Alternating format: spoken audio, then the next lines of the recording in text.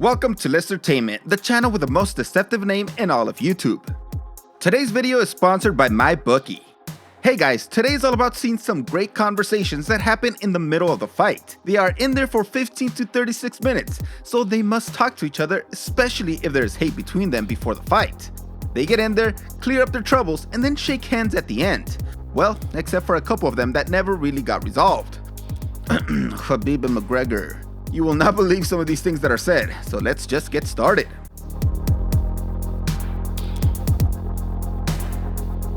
Before his fight against Jordan Espinosa, Tim Elliott received a message saying that Espinosa had choked out a woman in the past with pictures.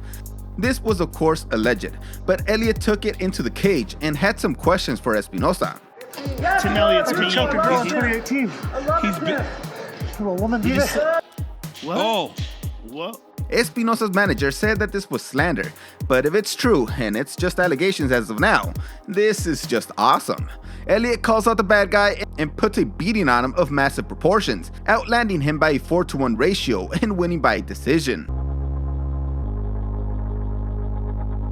Muhammad Ali was known for taunting all his opponents, but when he fought Ernie Terrell, he was a lot angrier with his taunts than any of his other fights. Cassius Clay, yes. Why do you want to say Cassius Clay when Howard Cosell and everybody is calling you Muhammad Ali? My name is Muhammad Ali, and you will announce it right there in the center of that ring after the fight if you don't do it now. Ali is yelling, "What's my name?" over and over again while beating on Terrell. Ali had recently changed his name from Cassius Clay to Muhammad Ali, and Terrell and many others refused to call him Muhammad Ali. So Ali felt disrespected by Terrell, so he just unloaded on him.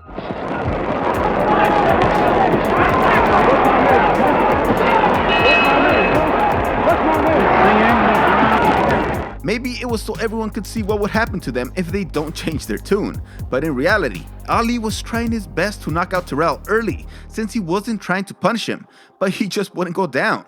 So instead, it went all 15 rounds, with Ali punishing Terrell for most of them, and by the end, everyone believed Ali just to be a bully, but he certainly looked pretty cool while doing so.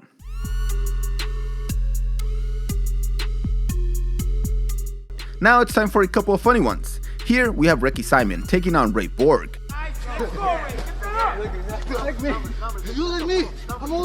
Can you imagine beating on your opponent and thinking that they look like you? All those times you practiced in front of the mirror are really paying off now. It's just like when we were kids. I'm older than you. It's just such friendly banter. The older twin, Ricky Simon, went on to win this fight by decision.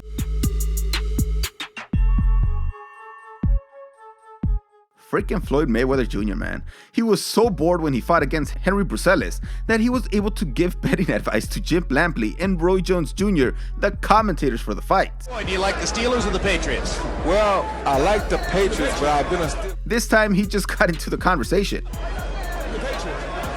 But in the next round, they straight up asked him if he liked the Eagles or the Falcons, and he responded again. Eagles or Falcons, Floyd? He likes Michael Vick. That was the greatness of Mayweather. He could have a conversation on the side and still knock you out that same round as he finished Brucelis in the 8th. The left hand and that right cross was just a little short. Brucelis goes down a second. Kevin Harlan is at the top of the list of trash talkers. In this fight, he's imitating other fighters and then telling his opponent what he's doing. There you go. Bring him down. You got it, boss. Diaz.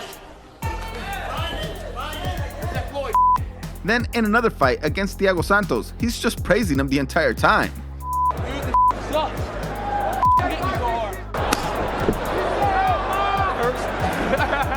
He's just having fun out there, and I can certainly respect that. If people knew and could hear more from this guy, he would be way more popular and would be getting bags every single fight. He's just so fun. You ever seen a fight where one of the guys threatens to do something to the other one after the fight? He's obviously frustrated with how that one went. Best part of the fight. That was Cheyenne Baez telling Montserrat Ruiz that she's going to follow her home. What are you going to do after the fight that you couldn't do in the fight, since Baez lost the fight by unanimous decision? Ruiz did spit on Baez, and that would make everybody angry, but if you had the capability to hurt her, you had 15 minutes to do it and you still lost.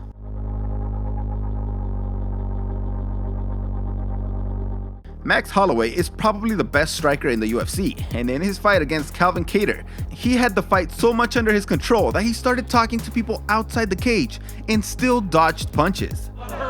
And the coaches.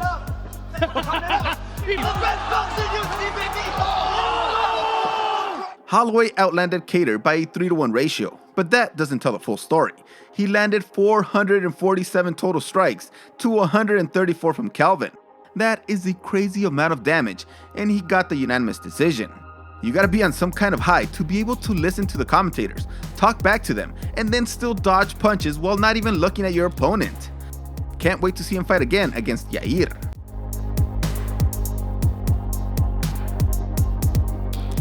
You remember Brendan Rios, the boxer, who said that he would almost get an orgasm when he was getting punched?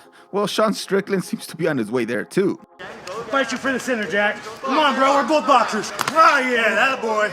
Come on, Jack. Once again, this type of trash talking is freaking funny. Even giving him props that his head is hard as a rock at the end. Jack, why is your head made of steel? Strickland won via decision, but he wanted to drop him, and Jack Marshman was just too strong. I just love when fighters try and fight for the middle of the ring or the octagon, and then seeing them actually say it out loud just sounds so great.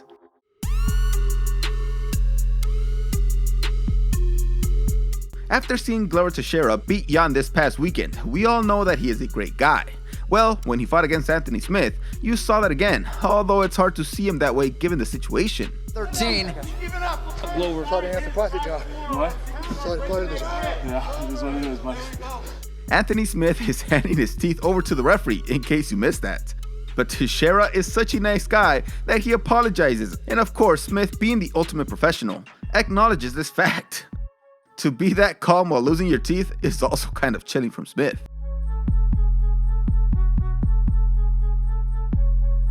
We all knew that we would reach this point. Who came into this fight on Khabib talking.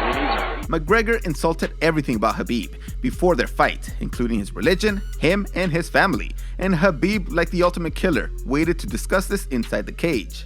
Well, I guess he's not really trying to talk to him, more like he's challenging Conor to keep flapping his lips and back it up. And what does Conor say? It's all business. 15 minutes. Well, you crossed the line with this guy and he made you pay for it badly. Khabib said that Conor was lucky that the referee was there, cause he was not planning to release that hold. If you happen to enjoy this video, please give it a like, as it really pleases the algorithm god. The guys were talking during the clinches, or when they're on the ground, but with the crowd noise, we were never really able to hear them talk it out. But now, with fights with no fans, we can really hear what they say to each other, and it's great. Too bad, it will get harder to hear them from now on. Thanks for watching this video. See you next time.